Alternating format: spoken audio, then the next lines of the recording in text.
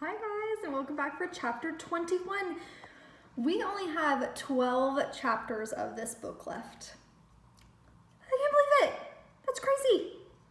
But let's see if Melody got on the team. We'll see. Here we go.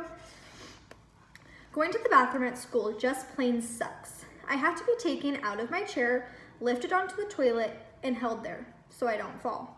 Then, someone has to wipe me when I'm finished. It's not so bad when it's mom, but it's awful when a classroom aide has to do that for me.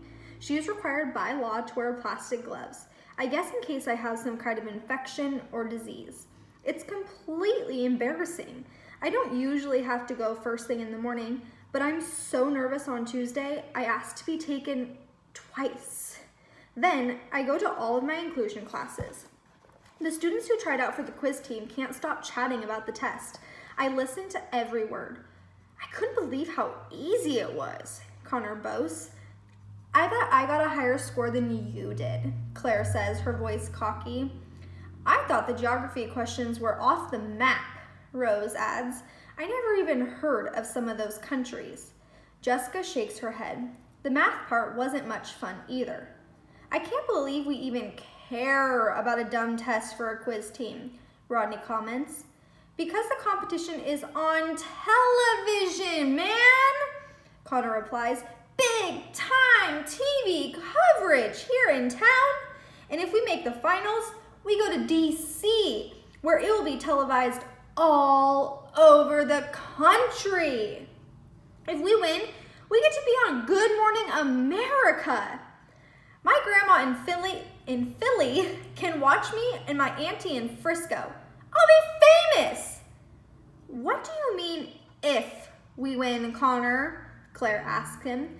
Don't you mean when we stomp the competition? Yeah, for sure. I already bought a new suit for when I'm on TV. Rose rolls her eyes. I thought this was a team contest, Connor, she reminds him. Hey, the team would be nothing without me. He holds his hand up in the air for high fives. I listen quietly from the back of the room. When the bell rings to indicate that it's time for Mr. Dimming's class, my palms feel sweaty. Catherine pushes me into the room and whispers into my ear. Relax, you rock. Mr. Dimming gets the class quiet and takes attendance. Why do teachers go so slowly when you want something from them? Finally, he removes a sheet of paper from his briefcase. I graded your quiz team test last night, and since many of those who tried out for the competition team are in this class, I'm going to share the results with you now. The teachers of the other classes who have students who tried out have been given this same list and are at this moment reading the results to them. So read the list! Connor shouts, getting up from his desk. If classroom behavior were a determining factor for making the team, Connor, you might be in trouble, Mr. Dimming says. Please quiet down for a moment. That shuts him up and he sits down heavily. First of all, I'm very proud of all of you who took the test. It was quite challenging and you all did extremely well. Rose raises her hand. Yes, Rose? Can we see the questions and answers later so we know where we messed up? Absolutely. As a matter of fact, we'll use this test as a learning tool to study for the real competition, but anyone is free to see the test and check their responses. Please read the names, Connor says as politely as I've ever heard him. Mr. Dimming smiles. Okay, will do. I shall read the alternates first. 2 fifth graders, 2 from 6th grade. Amanda Firestone, Molly North, Alina Rodriguez, Rodney Mazul. My heart falls to my shoes, which is not quite to the floor, but close. How could I have missed so many questions? Maybe my thumb slipped and I pushed the wrong letters? Catherine squeezes my hand. Molly and Rodney screech with joy. Amanda and Alina are 6th graders. Connor is noticeably quiet. And now, Mr. Dimming continues, the names of the 4 students who scored the highest and will represent our school at the local competition downtown. The alternates will accompany them and will be called upon if any of the team members are unable to participate in any way. Are we ready? Ready, Connor says softly. I notice he has his fingers crossed behind his back. I'm proud to report that all 4 are from our classroom. He pauses. To know all the finalists are from 5th grade blows me away. Way to go. We torched grade 6? Awesome, Rodney says. Now read the names before Connor wets his pants. Connor reaches over and smacks Rodney on the back of his head. Mr. Deming takes a deep breath. The top 4 scorers and members of our quiz team will be Connor Bates. Connor interrupts him with a wild whooping cheer. Of course.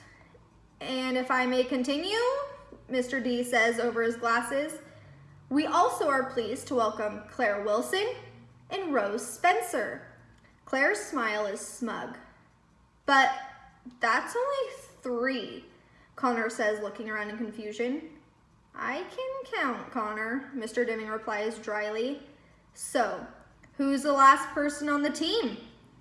Molly asks. Earthquake report. TV weather guys feel some strange activity coming from a local school. Could it be a girl's heartbeat pounding too hard? Mr. Deming clears his throat. I must apologize. I think we have all underestimated a member of our class. Earthquake report! This is a big one! He continues. In my 15 years of running this competition, I have never had a student make a perfect score on the practice test. It is designed to be challenging, to weed out the weaker candidates. In a word, it's hard. Tell me about it, Connor mumbles. When Melody Brooks took that little practice quiz with us last week, I thought it was a lucky accident that she did so well. But yesterday, Melody blew us all away. She got every single question right. He pauses, making sure everyone is taking this in, and then he says, all of them. Earthquake report! Walls are tumbling everywhere! So she's on the team? Rose asked, disbelief in her voice.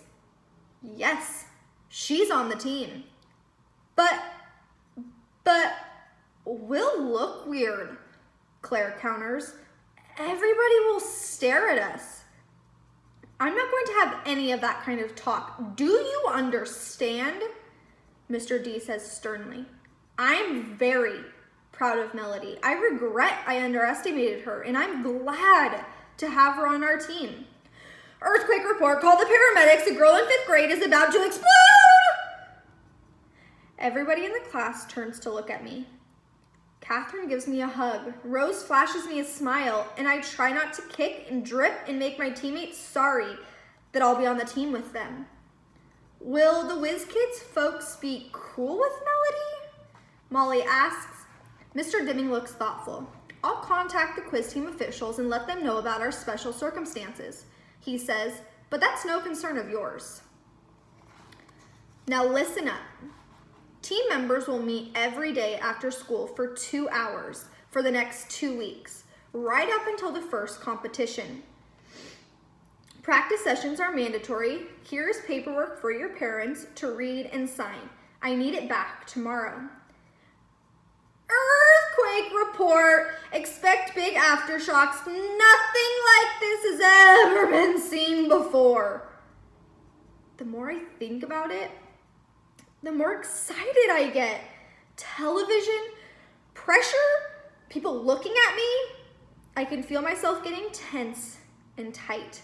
My arms and legs start doing the tornado spastic dance. My head jerks. I try not to, but I screech just a little. Everybody turns at the sound. I can see Molly and Claire jerking their hands, kicking their legs, and making crazy noises. A few people giggle. Mr. Deming's face grows tight. I aim all my energy at my thumb and point to go. Catherine gets the message and hurries me out of there. I want to find a hole and hide in it. Stay tuned for chapter 22.